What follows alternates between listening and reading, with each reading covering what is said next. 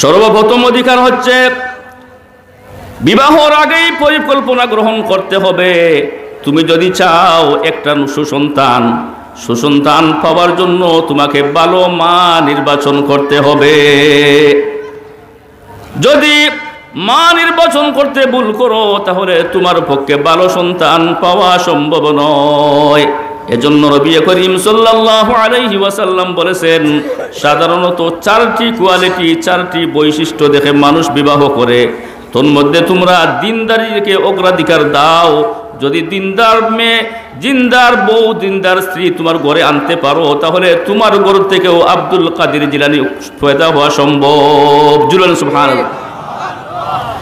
আর যদি তোমার স্ত্রী বেপরদায় চলে, তোমার স্ত্রী যদি টেলিভিশন দেখে, তোমার স্ত্রী যদি অন্যের সাথে আড্ডা মারে, অন্যের সাথে গল্প গুজব করে, তাহলে এমন স্ত্রীর পেট থেকে গায়ক নায়ক ছাড়া আর কিছু পাওয়া সম্ভব নয়। জুড়ে বলেন ঠিক কিনা? এজন্য হে যুবক, যারা এখনো বিবাহ করো নাই, বিবাহ করার আগে তোমাকে ভালো পাত্রী নির্বাচন করতে হবে। তুমি যদি ভালো পাত্রী নির্বাচন করতে পারো তাহলে তোমার স্ত্রীর মাধ্যমে, তোমার বিবির মাধ্যমে ভালো সন্তান পাওয়া সম্ভব।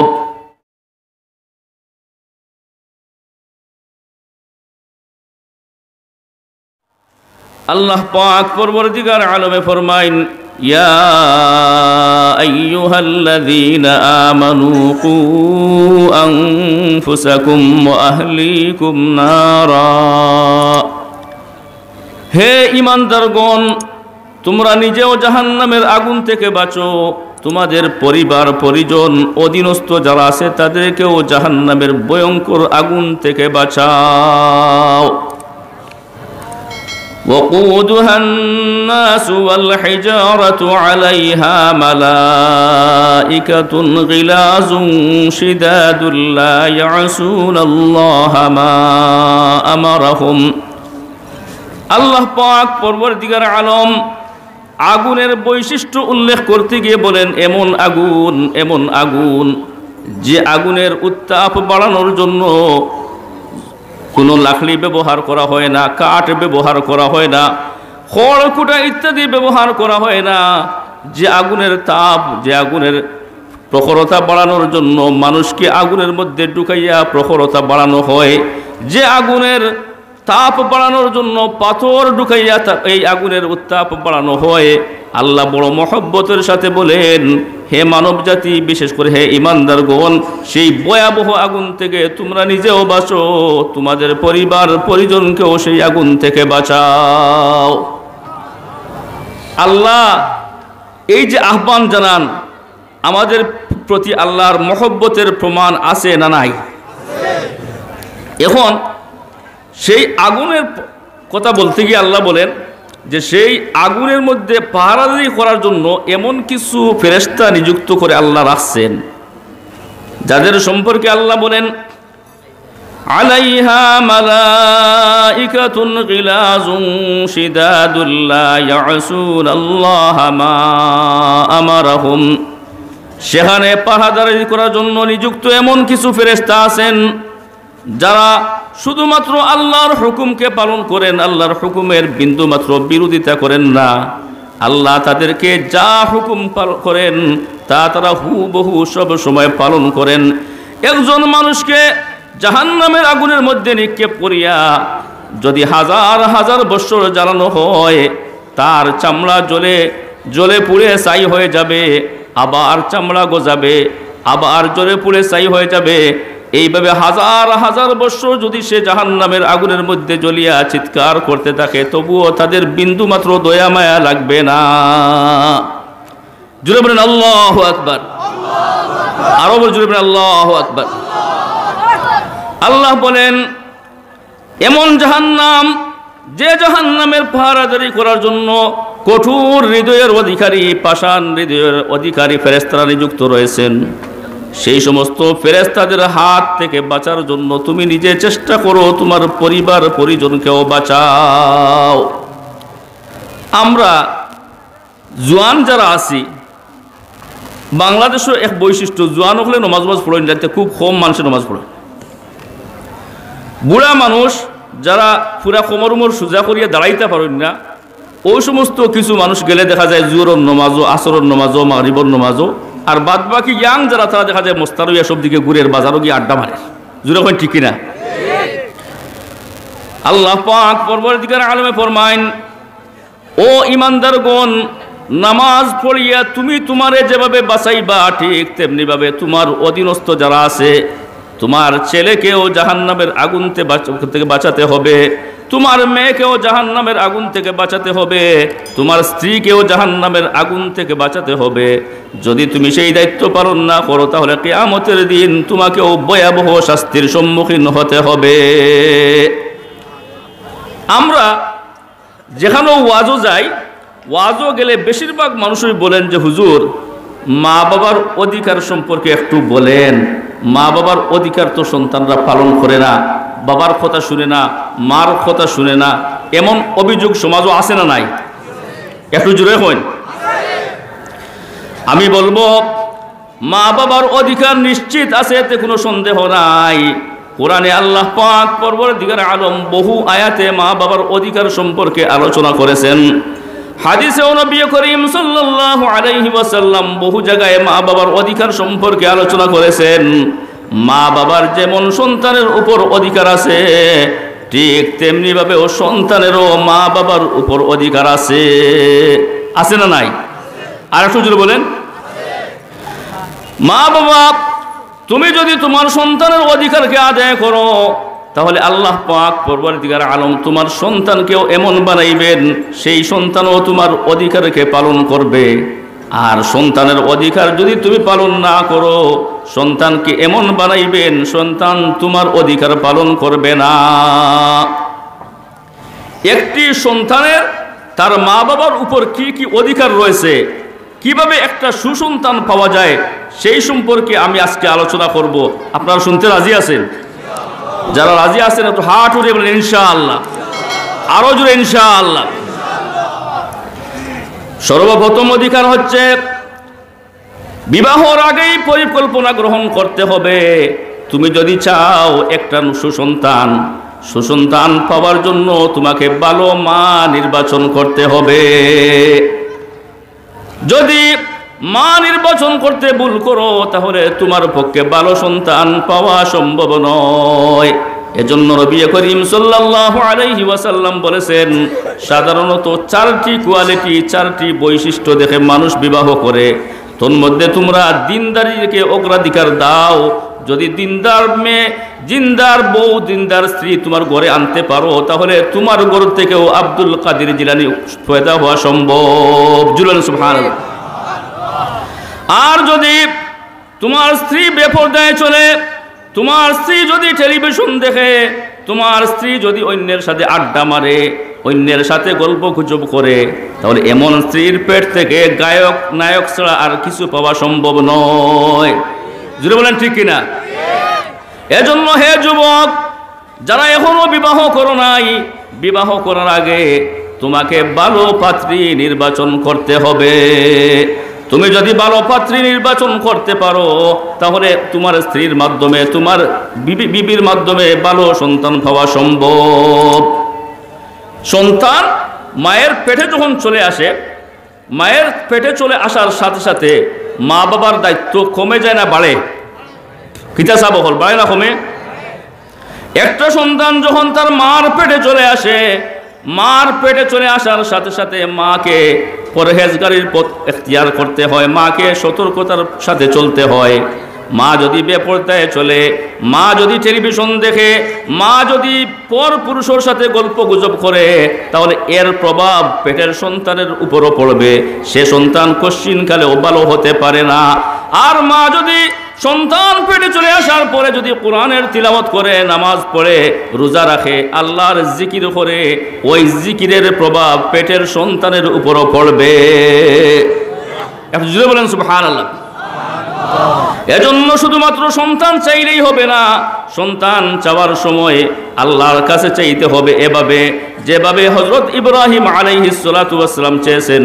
ইব্রাহিম আলাইহিস সালাতু ওয়াস সালাম আল্লাহর কাছে চাইছেন, রব্বি হাবলি মিনাস সালিহিন। সবাই আমার সাথে পড়েন, রব্বি হাবলি মিনাস সালিহিন, রব্বি হাবলি মিনাস সালিহিন।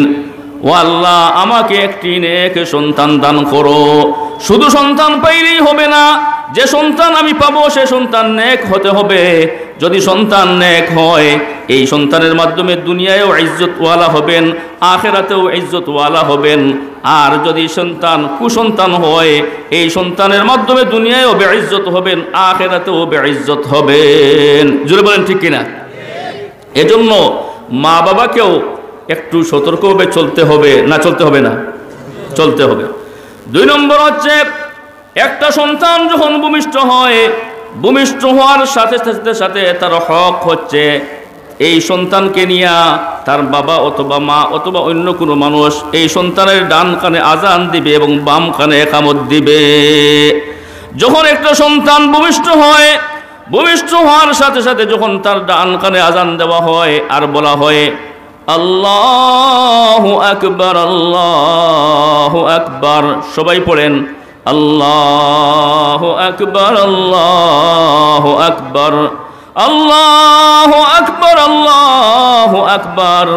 এর অর্থ হচ্ছে আল্লাহ মহান, আল্লাহ মহান। আল্লাহর বড়ত্ব যখন তার কানের মধ্যে পৌঁছানো হয়, সন্তান এইমাত্র দুনিয়ার সফর শুরু করতেছে, আর সফরের শুরু লগ্নে যখন শুনতেছে আল্লাহ মহান, আল্লাহ বড়, আল্লাহ বড়, এর প্রভাব এই সন্তানের উপরও পড়বে। এই সন্তান আল্লাহওয়ালা ছাড়া আর কিছু হতে পারে না। জোরে বলেন সুবহানাল্লাহ। এজন্য সন্তান ভূমিষ্ঠ হইলে তার ডান কানে এবং ডান কানে আজান আর বাম কানে ইকামত দিতে আপনারা রাজি আছেন? হাত উঠে এখন ইনশাআল্লাহ। 2 নম্বর হচ্ছে, এই সন্তান ভূমিষ্ঠ হওয়ার পর 7 নম্বর দিন তার জন্য আকিকা করা। কি করা? একটু জোরে এখন, কি করা? আজকে দেখা যায় সন্তান ভূমিষ্ঠ হইলে তার জন্য জন্মদিবস পালন করা হয়, বার্থডে পালন করা হয়, বিভিন্ন অনুষ্ঠান পালন করা হয়, কিন্তু মুসলমান আজকে আকিকা করতে ভুলে যাচ্ছে। অথচ নবী করিম সাল্লাল্লাহু আলাইহি ওয়াসাল্লাম বহু হাদিসের মধ্যে আকিকা করার গুরুত্ব তুলে ধরেছেন। আল্লাহ রসুলকে জিজ্ঞাসা করা হইল, ছেলে হইলে কয়টা বকরি দিয়া আকিকা করতে হবে, আর মেয়ে হইলে কয়টা বকরি দ্বারা আকিকা করতে হবে? আল্লাহ রসুল বলেন, আনিল গুলামি শাতানি মুকাফিআতানি ওয়া আনিল জারিয়াতি শাতুন। যদি ছেলে হয়, এই ছেলের পক্ষ থেকে 2টা বকরি দিয়ে আকিকা করতে হবে, আর যদি মেয়ে হয় তাহলে মেয়ের পক্ষ থেকে 1টা বকরি দিয়ে আকিকা করতে হবে। তাহলে ছেলের জন্য 2টা না 1টা? যারা বুঝবেন তারা একটু হাত উঠে, 2টা না 1টা? আর মেয়ে হইলে 1টা। প্রশ্ন হইতে পারে যে ছেলে হইলে 2টা আর মেয়ে হইলে 1টা, ই বেশ কম আল্লাহ করলা কেনে? এমন প্রশ্ন আছে না নাই? ছেলে হইলে বেশি খুশ না মেয়ে হইলে বেশি খুশ? সুবহানাল্লাহ। ছেলে হইলে দেখবা যেমনে খালি এক ফুয়ার মালিক হয়ে গেছে, আর বাড়িয়ে বাড়িয়ে ঘুরিয়ে ঘুরিয়ে বাজারে বাজারে ঘুরি ঘুরিয়ে খাইব, শুনছনি এরে আল্লাহ আমার এক ফুয়া দিলাইছুন, এক ফুয়ার মালিক হয়ে গেছে। আর যদি মেয়ে হয়, মেয়ে হওয়ার সাথে সাথে মুখ লুকায়, সমাজে যদি কেউ না জিজ্ঞাসা করে তাহলে সে বাঁচলো। জুড়ে হন ঠিক কিনা? যেহেতু ছেলে হইলে বেশি খুশ, ছেলের পক্ষ থেকে বহু কিছু পাওয়ার আশা রাখে মা বাবা। এজন্য আল্লাহ পাক পরবর্তীকার আলম ছেলের শুকরিয়া আদায় করার জন্য বলেছেন যে তুমি 2টা বকরি দিয়া তুমি শুকর আদায় করো। নবী বলেন, যার ছেলে হবে সেই ছেলের পক্ষ থেকে সে যেন 2টা সমপরিমাণ সমমানের 2টা বকরি দিয়া সে যেন আকিকা দে, আর যার মেয়ে হবে সে যেন 1টা বকরি দিয়া আকিকা দে। এই সুন্নত পালন করার জন্য রাজি আছেন? যখন ইনশাআল্লাহ এই আকিকা করবেন কয় নম্বর দিন? সন্তান জন্ম হওয়ার 7 নম্বর দিন। শুক্রবারের সন্তান জন্ম হয়েছে, পরের বৃহস্পতিবারে আকিকা করবেন। বৃহস্পতিবারে আকিকা করলে 7 দিন হয়ে যায়। বৃহস্পতিবারে জন্ম হয়েছে, পরের বুধবারে আকিকা করবেন, এইভাবে দেখবেন 7 দিন হয়ে যায়। এই আকিকা করার মাধ্যমে আল্লাহ পাক পরবর্তীকার আলমের শুকরিয়া আদায় করা হয়। আল্লাহ পাক আপনাকে একটা পুত্র সন্তান দান করেছেন, অথবা একটা মেয়ে সন্তান দান করেছেন। যে ব্যক্তির ছেলে নাই অথবা যে ব্যক্তির মেয়ে নাই সে জানে একটা সন্তানের কদর কত। ও আল্লাহর বান্দা, তুমি আল্লাহর কাছে চাও নাই, তুমি আল্লাহকে লক্ষ টাকা দাও নাই, কোটি টাকা দাও নাই, 1000 টাকাও দাও নাই, 100 টাকাও দাও নাই, কিন্তু আল্লাহ তোমাকে অনুগ্রহ করে একটা সন্তান দান করেছেন। সেই সন্তানের জন্য শুকর আদায় করার জরুরত আছে না নাই? এজন্য আকিকা করবেন সবাই বলেন ইনশাআল্লাহ।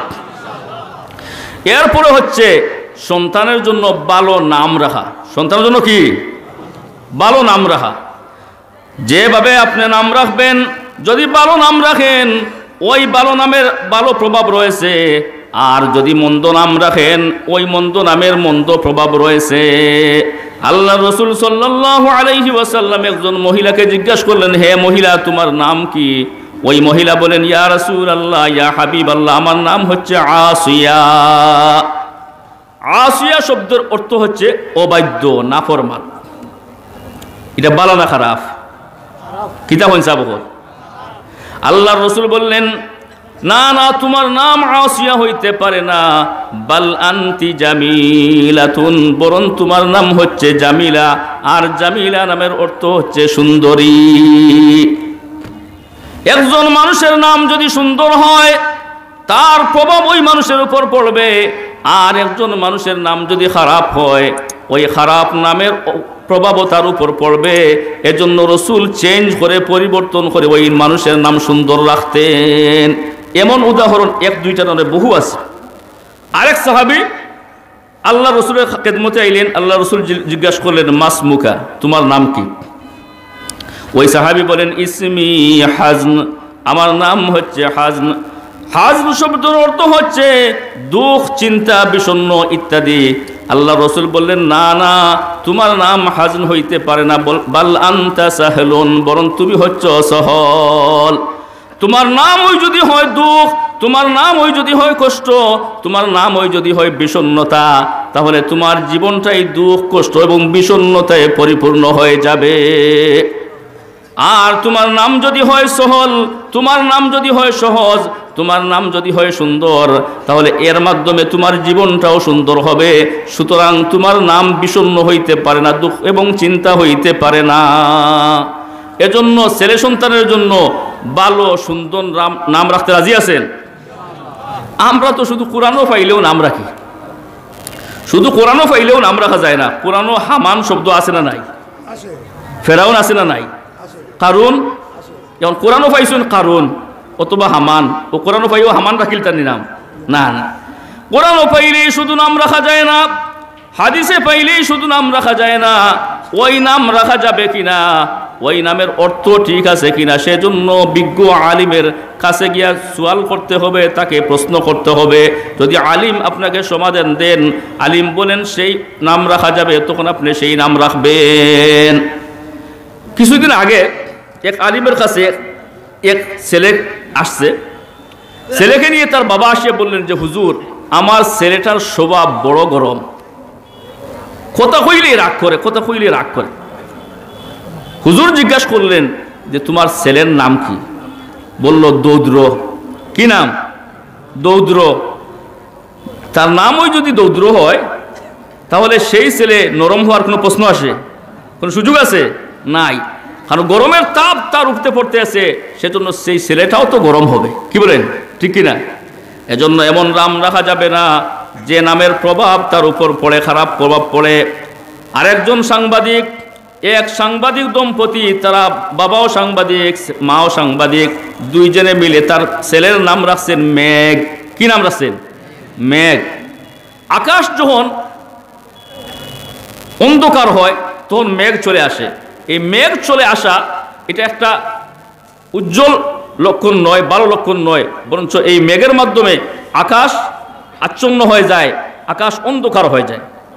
এই যে সাংবাদিক দম্পতি তাদের ছেলের নাম রাখছেন মেঘ। মাত্র 3 বছর বয়স হওয়ার সাথে সাথে দেখা গেছে ওই দুইজন সাংবাদিককেই সন্ত্রাসীরা হত্যা করে ফেলেছে, তার গড়েই তাদেরকে হত্যা করেছে। এখন ওই মেঘ যে ছেলে আসছিল তার উপর চিরদিনের জন্য মেঘ মাথার উপর চলে আসছে। এজন্য মেঘ রাখতে নাই, দৌদ্র নাম রাখতে নাই, এমন নাম রাখবেন যে নামের অর্থ সুন্দর। এটা হচ্ছে সন্তানের উপর মা বাবার হক। যদি আপনি সেই হক আদায় না করেন তাহলে ওই সন্তান কখনো ভালো হবে না। হযরত উমর ফারুক রাদিয়াল্লাহু আনহুর খিদমতে ফকি আবুল্লাহ সমরকন্দি রহমতুল্লাহ আলাইহি ঘটনা উল্লেখ করেছেন যে হযরত উমর ফারুক রাদিয়াল্লাহু আনহুর খিদমতে এক ব্যক্তি হাজির হইয়া বলল, ইয়া ও খলিফাতুল মুসলিমিন, আমার যে ছেলে, এই ছেলেটা বড় নাফরমান, আমার একটা কথাও শুনে না, আমি যা কই তার বিপরীত সে করে। খলিফাতুল মুসলিমিন হযরত উমর ফারুক রাদিয়াল্লাহু তাআলা আনহু যদিও বড় গরম মানুষ, কিন্তু এক পক্ষের বক্তব্য শুনিয়া তিনি বিচার করতে পারেন না। তিনি ওই ছেলেকে ডাকাইলেন, ডাকাইয়া জিজ্ঞেস করলেন, হে ছেলে, তুমি কেন তোমার বাবার নাফরমান, কেন তোমার বাবার অবাধ্য? ছেলে জিজ্ঞেস করে, হে খলিফাতুল মুসলিমিন, আপনার কাছে আমার একটা প্রশ্ন, মা বাবার যেমন সন্তানের উপর অধিকার আছে, সন্তানেরও মা বাবার উপর অধিকার আছে না নাই? খলিফাতুল মুসলিমিন হযরত উমর ফারুক রাদিয়াল্লাহু তাআলা বলেন, অবশ্যই আছে। সন্তানের উপর তার মা বাবার অধিকার হচ্ছে, সন্তানের তার মা বাবার উপর অধিকার হচ্ছে সন্তানের জন্য তারা একটা ভালো নাম রাখবে, তার মা ভালো নির্বাচন করবে এবং তাকে কোরআন শিক্ষা দিবে। ওই ছেলে ডাক দিয়ে বলে, হে খলিফাতুল মুসলিমিন, আমার বাবা এই তিনটা অধিকারের মধ্যে একটা অধিকারও আদায় করেন নাই। সর্বপ্রথম আমার জন্য একজন ভালো মা নির্বাচন করেন নাই, সিন্ধু প্রদেশের একজন দাসী বিবাহ করেছেন, সেই দাসীর ছেলে হইলাম আমি। দাসীর ছেলে হইলে ভালো হওয়া যাবে? 2 নম্বর হচ্ছে, আমার জন্য একটা ভালো নাম রাখেন নাই, আমার নাম রাখছেন হাফল। হাফল শব্দের অর্থ হচ্ছে দল অথবা পানি একত্রিত হওয়ার স্থান, অর্থাৎ আমার নামের অর্থটাও তেমন ভালো নয়। 3 নম্বর হচ্ছে, তিনি আমাকে এক অক্ষর কোরআনও শিক্ষা দেন নাই। যে বাবা আমার 3টি অধিকারের মধ্যে একটি অধিকার আদায় করেন নাই, আমি ছেলে কেমনে সেই বাবার অধিকার আদায় করি? খলিফাতুল মুসলিমিন হযরত উমর ফারুক রাদিয়াল্লাহু তাআলা বলেন, হে বাবা, তুমি এখানে আসো। ছেলেকে পিটাইবার আগে তুমি বাবাকে আগে পিটাইবার জরুরত। যদি বলেন সুবহানাল্লাহ। এজন্য শুধুমাত্র অভিযোগ দিলেই চলবে না, বরঞ্চ বাবাকেও ছেলের হক আদায় করতে হবে। কি বলেন, ঠিক কিনা? ভালো নাম রাখবেন। এরপরে সন্তান যখন 7 বছরের বয়সে উপনীত হবে তখন আস্তে আস্তে তাকে নামাজের নির্দেশ দিবেন। নবী করিম সাল্লাল্লাহু আলাইহি ওয়াসাল্লাম বলেন, মুরু আওলাদাকুম বিস-সালাতি ওয়া হুম আবনাউ 7 সিনিনা ওয়াদরিবুহুম আলাইহা ওয়া হুম 10 আও কামা ক্বালা আলাইহিস সালাতু ওয়াস সালাম।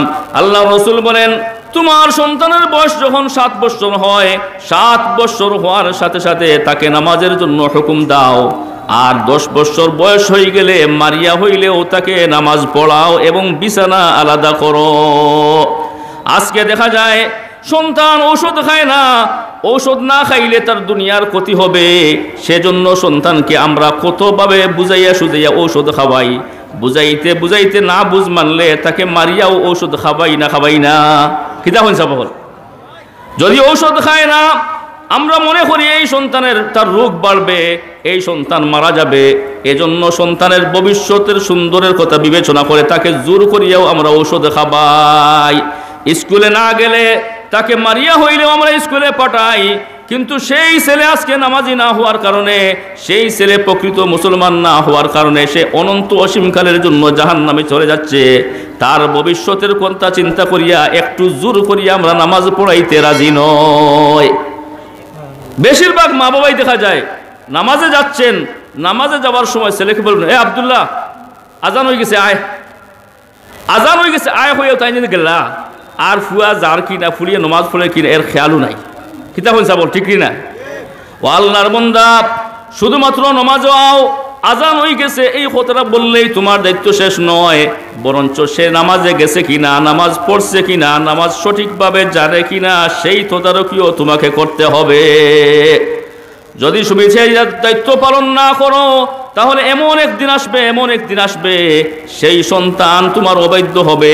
শুধু অবাধ্য হইয়াই শেষ নয়, তার গড়েও তোমাকে স্থান দিবে না। যদি বলেন ঠিক কিনা? আজকে দেখা যায় সরকার বিভিন্ন জায়গার মধ্যে বৃদ্ধাশ্রম বানাইছে, হোম কেয়ার বানাইছে, যে সমস্ত সন্তান হলে তার মা বাবারে লুক আফটার করে না, দেখাশোনা করে না, এই সমস্ত মা বাবারে নিয়ে হোম কেয়ারের মধ্যে রাখা হয়, বৃদ্ধাশ্রমের মধ্যে রাখা হয়। খোদার কসম করে বলতেছি, আপনি যদি ওই সমস্ত বৃদ্ধাশ্রমে যান, একটা গরিবের মা বাবাকে সেখানে পাবেন না। সেখানে গিয়ে দেখবেন এমন মা বাবা আছেন যাদের ছেলে হচ্ছে ইঞ্জিনিয়ার, যাদের ছেলে হচ্ছে ডাক্তার, যাদের ছেলে হচ্ছে ব্যারিস্টার, যাদের ছেলে হচ্ছে মন্ত্রী, যাদের ছেলে হচ্ছে বড় আর্মির অফিসার। ওই আর্মির অফিসারের ঘরে তার মাকে রাখার জন্য, তার বাবাকে রাখার জন্য সামান্য একটু জায়গা নাই।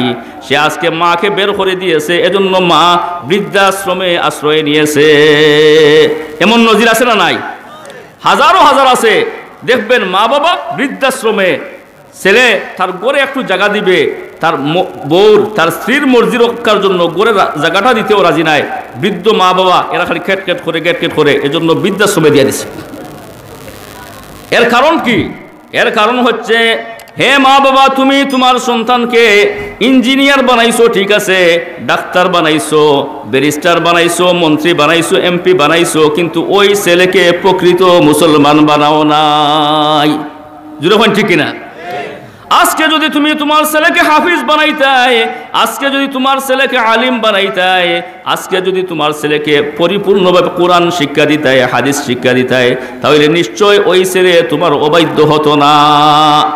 আজকে তুমি তার দুনিয়ার ভবিষ্যৎকে চিন্তা করিয়া তাকে এক পাশে শুধু দুনিয়ার শিক্ষা দিয়েছো, কিন্তু দুনিয়ার শিক্ষা দেওয়ার সাথে সাথে কোরআনের শিক্ষা না দেওয়ার কারণে তার খালিক ও মালিক আল্লাহ তার উপর অসন্তুষ্ট হইয়া এবং তোমার উপর অসন্তুষ্ট হইয়া তোমাকে শাস্তি দেওয়ার জন্য তার হৃদয়কে পাষাণ করে দিয়েছেন। এজন্য সে তোমাকে তার করে রাখতে চায় না। এটা হচ্ছে দুনিয়ার শাস্তি। আর পরকালে ওই সন্তান যখন নামাজ না পড়ার কারণে, ওই সন্তান রোজা না রাখার কারণে, ওই সন্তান কোরআন না পড়ার কারণে যখন জাহান্নামে যাবে, জাহান্নামে যাওয়ার সময় বলবে, ও আল্লাহ, আমি ততক্ষণ পর্যন্ত জাহান্নামে যাব না। ইয়া রাব্বি লা আদখুলুন নারা হাত্তা উদখিলা আবি কলবি। ও প্রভু, আমি ততক্ষণ পর্যন্ত জাহান্নামে প্রবেশ করব না যতক্ষণ না আমার পূর্বে আমার মাতা এবং পিতাকে জাহান্নামে প্রবেশ করানো হবে। ওয়া বন্দা, ও আল্লাহর বন্দা বান্দি, আজকে তোমার সন্তানের প্রতি কত মহব্বত, সন্তানের জন্য তুমি জান দিতে প্রস্তুত, মাল দিতে প্রস্তুত, সন্তানের জন্য মাথার গাম পায়ে ফেলতেছো, এত কষ্ট করতেছো। সেই সন্তান যখন জাহান্নামে যাবে, জাহান্নামে যাওয়ার আগে ফরিয়াদ করবে, ও আল্লাহ, আগে আমার পূর্বে আমার মা বাবাকে জাহান্নামের মধ্যে প্রবেশ করাও, এরপরে আমি জাহান্নামে যাব। এজন্য সন্তানের দায়িত্ব আগে আদায় করতে হবে, না করলেই চলবে, আদায় করতে হবে। সর্বশেষ হচ্ছে, এই সন্তানের জন্য সব সময় আল্লাহর কাছে দোয়া করতে হবে। আল্লাহ পাক পরবর্তীকার আলম কোরআনের মধ্যে বহু সুন্দর সুন্দর দোয়া শিখাই দিয়েছেন। কোরআনে আল্লাহ বলেন, রব্বি জাআলনি মুকিমাস সালাতি ওয়া মিন যুররিয়াতি রব্বানা ওয়া তাকাব্বাল দুআ। তুমি এইভাবে দোয়া করো, বলো, রব্বি জাআলনি মুকিমাস সালাতি, ও আমার প্রভু, তুমি আমাকে নামাজ প্রতিষ্ঠাকারী বানাও এবং আমার বংশধর যারা আছে তাদেরকেও নামাজ প্রতিষ্ঠাকারী বানাও। আজকে তুমি যখন দোয়া করো, দোয়া করার সময় শুধুমাত্র তোমার নিজের জন্য দোয়া করো না, শুধুমাত্র মা বাবার জন্য না, নিজের জন্যও দোয়া করো, মা বাবার জন্য দোয়া করো, পাশাপাশি তোমার সন্তান সন্ততির জন্য দোয়া করো। আল্লাহ যেন তোমার সন্তানকে সঠিক পথে নিয়ে আসেন। দোয়া করতে রাজি আছেন? আল্লাহ পাক পরবর্তীকার আলম আমাদের সকলকে তৌফিক দেন, সকলে বলি আমিন। আজকে আমরা এই দেশে এই দায়িত্বটা কিন্তু সুন্দরভাবে আদায় করতেছি না। বড়পাথর মাদ্রাসায় ছাত্র সংখ্যক কত হবে অনুমান? 200-র মতো ছাত্র হবে হুজুর বলতেছেন। এখন এই এরিয়ায় স্কুলে পড়তেছে আন্না হইলে কয়েক হাজার ছাত্র, আর মাদ্রাসায় পড়তেছে মাত্র 200 ছাত্র। এবং এই যে 200 ছাত্র, এইগুলা ধনীর ছেলে না গরিবর ছেলে? শতকরা দেখবেন যে 95% বা তার চাইতেও বেশি হচ্ছে গরিবের ছেলে। যাদের সামান্য সামর্থ্য আছে, যারা স্কুলে পড়াইতে পারবে, তারা আর মাদ্রাসায় পড়ায় না। তাদের ভালো ছেলেকে তারা স্কুলে দিয়ে দেয়, ডাক্তার বানাইতে চায়, ইঞ্জিনিয়ার বানাইতে চায়। গরিব এতিম লুলা লেংড়া যার মেধা নাই তাকে কওমি মাদ্রাসায় দিয়ে দেয়।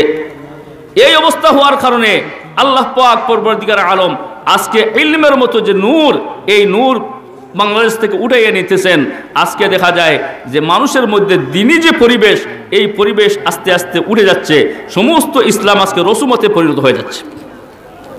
অথচ আপনারা শুনে খুশি হবেন যে ইউরোপের মধ্যে এক সময় আজান দেওয়ার মতো কোনো লোক ছিল না, নামাজ পড়ার মতো কোনো লোক ছিল না। আজকে ইউরোপের বুকে হাজার হাজার মসজিদ হইতেছে এবং প্রতিটা মসজিদ মুসল্লি দ্বারা পরিপূর্ণ। জুড়ে বলেন সুবহানাল্লাহ। আজকে আমরা বাংলাদেশের মানুষ নিজের একটা ছেলেকে মাদ্রাসায় পড়াইতে চাই না। কেউ সামান্য উচ্চ শিক্ষিত হয়ে গেলে আমার ছেলেকে আর মাদ্রাসায় পড়াইতে চাই না। কেউ সামান্য দনের মালিক হয়ে গেলে আমি আমার ছেলেকে আর মাদ্রাসায় পড়াইতে চাই না। কিন্তু খোদার কসম করে বলি, ইংল্যান্ডের মধ্যে গরিব নয়, সেখানে তো সব মানুষ ওই ধনী। সেই সমস্ত দেশে দেখা যায় সাধারণ মানুষ নয়, উচ্চ শিক্ষিত মন্ত্রী, এমপি, হাই কমিশনার, এমন লেভেলের মানুষ তার ছেলেকে মাদ্রাসায় পড়ানোর জন্য, তার মেয়েকে মাদ্রাসায় পড়ানোর জন্য ওয়েটিং লিস্টে, অপেক্ষার লিস্টে মাসকে মাস, বৎসরকে বৎসর অপেক্ষা করতে হয়। এরপরেও তারা সুযোগ পায় না। সুবহানাল্লাহ। এক একটা মসজিদে তার ছেলেকে ভর্তি করাবে, মেয়েকে ভর্তি করাবে, সেজন্য 2 মাস 3 মাস, কোনো মানুষের মনে আছে যে 1 বৎসর পর্যন্ত ওয়েটিং লিস্টে, অপেক্ষার লিস্টে তাকে অপেক্ষা করতে হয়। আল্লাহ পাক পরবর্তীকার আলম আজকে ইংল্যান্ডের বুকে মুসলমানের জন্য আজকে সেই দরওয়াজাকে খুলে দিয়েছেন। সেখানে শত শত মসজিদ তৈরি হইতে আছে। একদিকে দেখা যায় ছেলে ব্যারিস্টার হইতেছে, ইঞ্জিনিয়ার হইতেছে, পাশাপাশি সে আবার কোরআনের হাফিজও হয়ে যাচ্ছে। সুবহানাল্লাহ। মেয়ে একদিকে ব্যারিস্টার হচ্ছে, ইঞ্জিনিয়ার হচ্ছে, স্কুলের শিক্ষিকা হচ্ছে, পাশাপাশি সে আবার 6 বছরের কোর্স পড়ে সে আবার ভালো সুন্দর একজন আলিমাও হয়ে যাচ্ছে। এমন স্কুলের সংখ্যা 1-2টা নয়, হাজারো হাজার স্কুল সেখানে তৈরি হচ্ছে। সুবহানাল্লাহ। আমি যেখানে আছি সেখান থেকে একটু দূর আজহার একাডেমি, যেখানে আমার ওয়াইফ পড়েছেন, আমার শালীরাও পড়েছেন, এখন আমার বর্তমানে আমার মেয়েও পড়তেছে। সেই স্কুলে প্রায় 600 থেকে 700 ছাত্রী লেখাপড়া করতেছে। একজনও পুরুষ নাই, সবাই হচ্ছে মহিলা শিক্ষিকা। জরুরি সুবহানাল্লাহ। ইংল্যান্ডের বুকে বুরকা পরে সম্পূর্ণ পর্দা মেনে মহিলা শিক্ষিকা দ্বারা আজকে তারা পড়ালেখা করে একদিকে ব্যারিস্টার হচ্ছেন, একদিকে স্কুলের শিক্ষিকা হচ্ছেন, পাশাপাশি তারা হাফিজা হয়ে যাচ্ছেন, আলিমা হয়ে যাচ্ছেন। এর সংখ্যা 1-200 নয়, হাজারো হাজার। জুড়ে বলেন সুবহানাল্লাহ। ও দুনিয়ার মানুষ, তুমি যদি ইসলামের কদর না করো, আল্লাহ পাক পরবর্তীকার আলম তোমার মুখাপেক্ষী নয়। এই ইসলামকে নিয়ে আল্লাহ ইউরোপে প্রতিষ্ঠা করবেন, আমেরিকায় প্রতিষ্ঠা করবেন, অস্ট্রেলিয়ায় প্রতিষ্ঠা করবেন। আজকে সারা দুনিয়ায় ইসলাম প্রতিষ্ঠার স্লোগান শুরু হয়ে গেছে। আপনারা শুনে অবাক হবেন, কিছুদিন আগে আমেরিকাতে 3 জন কলেজের professor, the university of Nigeria in America, সেই ইউনিভার্সিটির 3 জন প্রফেসর, তারা আগে ছিলেন খ্রিস্টান। 3 বছর থেকে তারা ধর্ম নিয়ে গবেষণা শুরু করলেন যে কোন ধর্মটা সত্য। তারা খ্রিস্টান ধর্ম নিয়ে গবেষণা করেছেন, বৌদ্ধ ধর্ম নিয়ে গবেষণা করেছেন, হিন্দু ধর্ম নিয়ে গবেষণা করেছেন, জুইস বা ইহুদি ধর্ম নিয়ে গবেষণা করেছেন, পাশাপাশি ইসলাম ধর্ম নিয়েও গবেষণা করেছেন। ওই সমস্ত বান্দা 3 বছর গবেষণা করার পরে গত নভেম্বর মাসের 25 তারিখ তারা 3 জনেই একসাথে ইসলাম ধর্ম গ্রহণ করেছেন। একটু জুড়ে বলেন সুবহানাল্লাহ। ইসলাম গ্রহণ করার পরে তাদেরকে জিজ্ঞাসা করা হইল, আপনারা তো স্টাডি করেছিলেন অনেকগুলো ধর্ম নিয়ে, এরপরে ইসলাম গ্রহণ করার জন্য কেন সিদ্ধান্ত নিলেন? তারা বললেন, we have decided to take Islam after careful study. সতর্কমূলকভাবে স্টাডি করার পরে, বহু ধর্ম নিয়ে গবেষণা করার পরে আমরা সিদ্ধান্ত নিয়েছি যে আমরা ইসলাম ধর্ম গ্রহণ করব। কারণ ইসলাম ওই একমাত্র ধর্ম হচ্ছে যেটার মধ্যে মানুষের ব্যক্তি জীবন থেকে রাষ্ট্র জীবন পর্যন্ত সকল বিষয়ে সুস্পষ্ট নির্দেশনা দেওয়া রয়েছে। অন্য কোনো ধর্মে এমন সুস্পষ্ট নির্দেশনা নাই, এবং ইসলামের জীবন ব্যবস্থাই হচ্ছে সর্বোত্তম জীবন ব্যবস্থা। সুবহানাল্লাহ। এজন্য আজকে যদি আপনি ইসলামের কদর না করেন, আল্লাহ পাক পরবর্তীকার আলম সারা দুনিয়ার মধ্যে কাফিরের বুকের মধ্যে ইসলাম কবুল করনেওয়ালা হাজারো মানুষ তৈরি করবেন, তারা ইসলামের আওয়াজকে বুলন্দ করবেন, আর আপনি দুনিয়ার মধ্যেও বেইজ্জত হবেন, আখিরাতের মধ্যেও বেইজ্জত হবেন। এজন্য আমরা সবাই ইসলামের বুলকে বুলন্দ করার জন্য রাজি আছি। সবাই হাত উঠাই ইনশাআল্লাহ। ইয়া আল্লাহ, যে সমস্ত ভাইরা হাত উঠাইছেন, আমাদের প্রত্যেককে তোমার দিনের জন্য ইসলামের এক একজন মুজাহিদ, এক একজন সৈনিক হিসাবে কবুল ও মঞ্জুর করো। সবাই বলি আমিন। এই যে মাদ্রাসা আপনার সামনে দীর্ঘদিন থাকি ইসলামের খেদমত করিয়া যার, এই মাদ্রাসার মাধ্যমে কয়েকশো হাফিজ হয়েছেন না কয়েক হাজার হাফিজ হয়েছেন। একজনও উঠবা না, 10টা মিনিট মাদ্রাসার খাতিরে সব আসার চেষ্টা করো, মাদ্রাসার লাগি 10টা মিনিট কোরবানি করো। এই মাদ্রাসা থাকিয়া কয়েকশো হাফিজ বাহির হয়েছেন না কয়েক হাজার। আজকে বড় পাথর থেকে হাফিজ বাহির হইয়া দেখা যায় সারা বাংলাদেশের বিভিন্ন জায়গায় খতম তারাবি পড়াইতেছেন, বিভিন্ন মাদ্রাসায় পড়াইতেছেন। এমন হাফিজের সংখ্যা একজন নয়, দুইজন নয়, হাজারো হাজার। জুড়ে বলুন সুবহানাল্লাহ। ও আল্লাহর বান্দা, তুমি হাফিজ হইতে পারো নাই, তোমার মেয়ে হাফিজা হয় নাই, কিন্তু যদি তুমি একজন হাফিজের দায়িত্ব নেও, একজন হাফিজা মহিলার দায়িত্ব নেও, আল্লাহ পাক পরবর্তীকার আলম এর বিনিময়ে তোমার মেয়েকে হাফিজা বানাইবেন, এর বিনিময়ে তোমার ছেলেকে হাফিজ বানাইবেন। ছেলে যদি হাফিজ না হয়, মেয়ে যদি হাফিজা না হয়, অবশ্যই তোমার বংশের মধ্যে হাজারো হাজার হাফিজা আলিম আলিমা হাফিজ আলিম আল্লাহ সৃষ্টি করবেন। বলেন সুবহানাল্লাহ। আমরা সবাই মামরু খান সাহেবরে চিনি না কোনছেন? যারা ছিলেন একটু হাত উঠান। মামরু খান সাহেবর বড় মনের মধ্যে আকাঙ্ক্ষা আছিল যে তার মেয়েগুলোর মধ্যে একজন বা দুইজন হাফিজা হইতা। 8 জন মেয়ের মধ্যে একজনও হাফিজা আসলা না, একজনও হাফিজা হইছিল না। কিন্তু দেখা গেল তার ছেলের মধ্যে এবং মেয়েগুলোর গড় যত সন্তান হল জন্ম নিছেন, ছেলের গড় যত সন্তান জন্ম নিছেন, মেয়ের গড় যত সন্তান নিছেন, ও শুধুমাত্র ছেলে আর মেয়ের গড় নাতি নথির মধ্যে হাফিজ এবং হাফিজা, ফুয়াও হাফিজ, ফুড়িও হাফিজ, এর সংখ্যা অন্তত 20 জন। সুবহানাল্লাহ। শেখুল হাদিস আল্লামা আজিজুল হক রহমতুল্লাহ আলাইহির শুধুমাত্র সন্তান সন্ততির মধ্যে 20 জন হাফিজ। সুবহানাল্লাহ। এজন্য আমরাও আমাদের ছেলে হাফিজ হোক, আলিম হোক, চাই না? আল্লাহ, তুমি আমরা বংশের মধ্যে হাজারো হাজার হাফিজ আলিম পয়দা করে দিও, আমরা সকলে হই আমিন।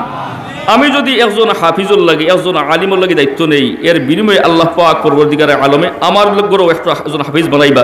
এই মাদ্রাসার লাগে আপনারা জান আছে, মাল আছে, প্রত্যেক বছর দিকে আলহামদুলিল্লাহ আপনারা ব্যাপক সাহায্য করেন।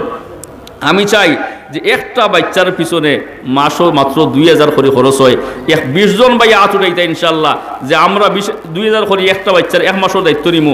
একজনও যদি দায়িত্ব নেন, সর্বপ্রথম আপনার দেখা দেখি আরো জন আইবা, আপনার দেখা দেখি আরো জন আইবা।